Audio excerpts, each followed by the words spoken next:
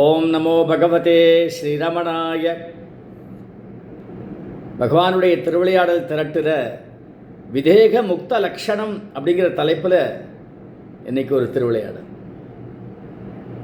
பகவானா தன்னுடைய வாயால் வெளியில் சொல்லாத வரைக்கும் பகவானுடைய ஸ்திதி என்ன, அவர் என்ன ஸ்திதியில் உட்காண்டிருக்கார், சர்வக்யன் அப்படின்னா என்ன, ஞானத்தின் பழம்புனா என்ன, ஒரு ஆத்மாவை உணர்ந்த இந்த ஞானி எப்படி இருப்பார், அவருடைய குணநலன்கள் என்ன, லட்சணங்கள் என்ன, இதெல்லாம் பகவானா எக்ஸிபிட் பண்ணணும், இல்லை வார்த்தைகளில் சொல்லணும், அப்போ தான் புரியும். இல்லைனா ஒரு சாதாரண மனுஷன் மாதிரி ஒரு கோமடாண்டியாக பகவான் உட்காந்துருக்கும்.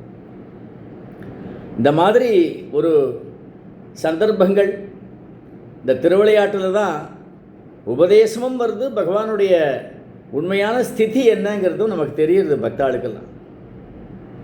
கார்த்திகை தீபோற்சவம் பெரிய கோவிலில் அமக்களமாக நடக்கும் ஒவ்வொரு வருஷமும். தர்மஹர்த்தா வீரப்பன் செட்டியார்னு இருந்தார்.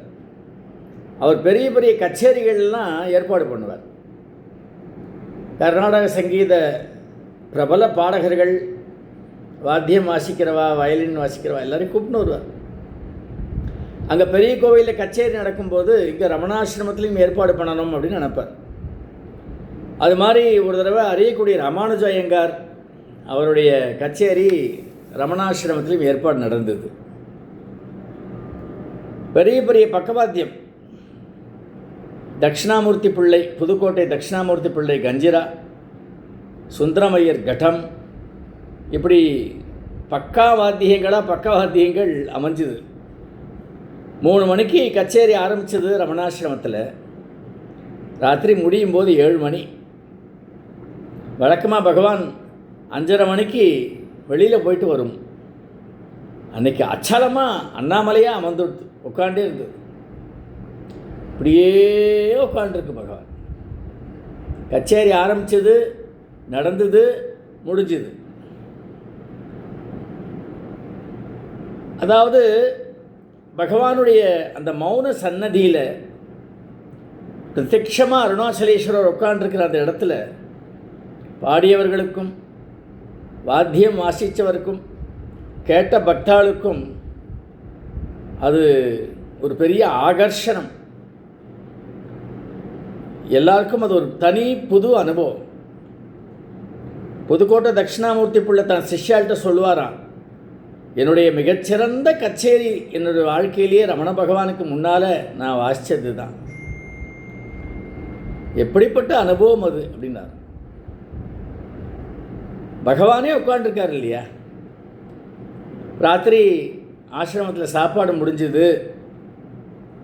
எல்லாரும் உட்காண்டிருக்கும்போது ஒரு பக்தர் கேட்டார், பகவானே நீ கச்சேரி ரொம்ப பிரமாதம் இல்லையோ, எங்கே இருக்கோன்றதே மறந்து போயிட்டோம், அப்படி இருந்தது, பகவானுக்கு அப்படி இருந்ததோ அப்படின்னார்.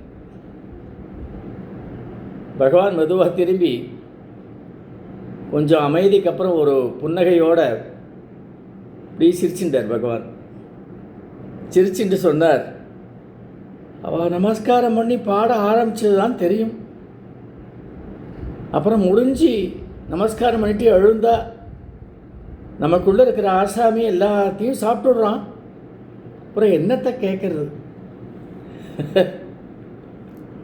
நமக்கு பிரக்ஞை இருக்குது, நான் பாடுறா இந்த ராகம் இந்த தாளத்தில் இருக்குது, இன்னென்னார் பாடுறா, இன்னென்னார் வாசிக்கிறா, இதுவாக பக்கவாத்தியமா, அவள் பாடுறா நான் கேட்குறேன் அப்படிங்கிற நீ நான் அது அப்படிங்கிற பிரக்ஞையெல்லாம் இருக்கும் பொழுது நமக்கு கச்சேரி ரசிக்கிறது அப்படிங்கிறது ரசிக்க வைக்கிறவாளும் ரசிக்கிறவனும் இருந்தால்தான். பகவான்கிட்ட எல்லாமே ஒன்றுமே இல்லை, ஒரே வஸ்து தான், எல்லாம் ஒன்றே அப்படிங்கிற மாதிரி உள்ள வஸ்து அது ஒன்று தான். அந்த உள்ள வஸ்து உள்ளே இருக்குது, அதனால் எதுவுமே தெரியல பகவான். இந்த கச்சேரியை கேட்டாதான் ஆனந்தம் அப்படின்னா பகவானுக்கு சர்வாந்தர்யாமி, சர்வ ஆனந்தம், பரம திருப்தி, பரமானந்தத்தில் உட்காண்டிருக்கிற ஒரு ஞானிக்கு இந்த உள்ளே இருக்கிற ஆசாமியை வாங்கிட்டுறானா. எப்படி என்ன அனுபவம். தொடர்ந்து சிந்திப்போம். ஓம் நமோ பகவதே ஸ்ரீரமணாய.